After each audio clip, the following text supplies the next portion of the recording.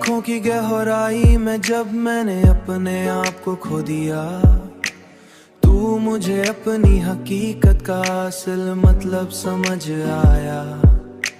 मेरी हर सांस ने तेरे नाम को इस तरह अपनाया है कि अब जिंदगी का हर लम्हा तेरे बगैर अधूरा लगता है।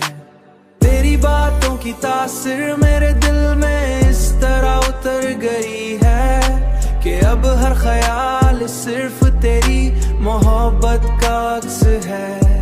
मैंने जब भी तुझे चाहा तो इस हद तक चाहा कि खुद को भी तेरे हवाले कर दिया।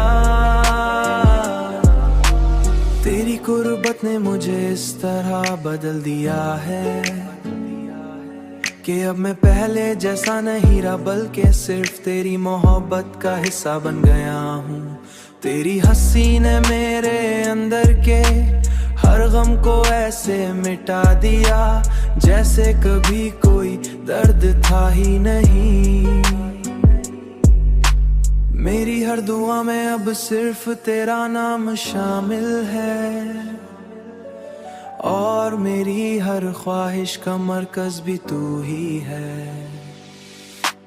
तेरी मोहब्बत ने मुझे मुकम्मल बना दिया है और अब मेरी दुनिया तुझसे शुरू हो तुझ पर ही खत्म होती है। तेरी मोहब्बत ने मुझे मुकम्मल बना दिया है और अब मेरी दुनिया तुझसे शुरू हो तुझ पर ही खत्म होती है, तुझ पर ही खत्म होती है।